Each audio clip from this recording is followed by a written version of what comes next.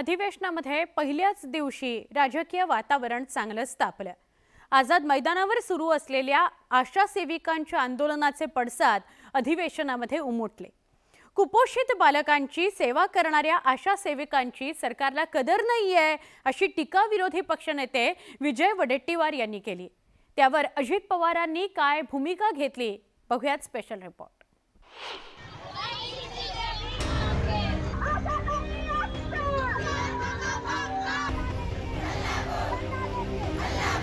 मुंबईतल्या आझाद मैदानात 10 फेब्रुवारीपासून आशा वर्करच्या संघटनांचं पगारवाढीचा अध्यादेश काढण्यासाठीच्या मागणीसाठी आंदोलन सुरू आहे।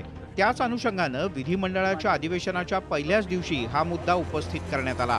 अधिवेशनाच्या सुरुवातीलाच अजित पवार यांनी पुरवणी मागण्यांवर बोलायला सुरुवात केली होती। यावेळेला आशा सेविकांच्या मागण्यांवरून विरोधी पक्षनेते विजय वडेट्टीवार आक्रमक झाले। आशा सेविकांना 7,000 रुपयांची वाढ द्यावी अशी आग्रही मागणी वडेट्टीवार यांनी केली।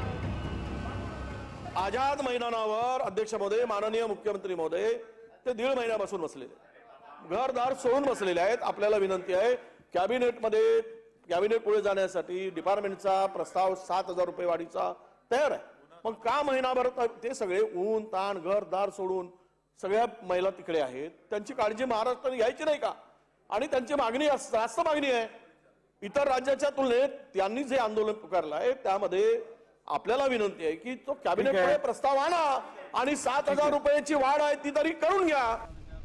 विजय वडेट्टीवार यांनी आशा वर्करच्या संदर्भात केलेल्या मागणीबद्दल राज्य सरकार सकारात्मक असल्याचं उपमुख्यमंत्री अजित पवार यांनी म्हटलं। पण जी मागणी केली आहे ती तशीच्या तशी पूर्ण केली पाहिजे असं म्हणणं चुकीचं असून सरकारला आर्थिक बाबी सुद्धा तपासाव्या लागतात असं अजित पवार यांनी म्हटलं। आशा वर्करबद्दल सरकार सकारात्मक असून त्यांनी चर्चेसाठी येऊन हा विषय संपवावा अशी सरकारची भूमिका असल्याचं अर्थमंत्री अजित पवार यांनी सभागृहात सांगितलं। सरकार त्या बाबतीमध्ये सकारात्मकच आहे, परंतु अलीकडच्या काळात काही गोष्टी अशा घडतात, हे असं आम्हाला असंच झालं पाहिजे असं कसं होईल? शेवटी बाकीचा पण सगळं आर्थिक परिस्थिती बघावी लागते, इतर गोष्टी तपासाव्या लागतात। मी पुन्हा आज विरोधी पक्ष नेत्यांनी मुद्दा काढलेला असल्यामुळं मी सभागृहाच्या माध्यमातून राज्यातल्या आशा वर्करला पण सांगू इच्छितो, सगळ्यांना सांगू इच्छितो, आम्ही तुमच्या बाबतीत सकारात्मक आहोत। आपण त्या ठिकाणी चर्चेला या, थोडं पुढे मागे व्हा, आपण विषय संपून टाकू, ही मुख्यमंत्र्यांची भूमिका आहे।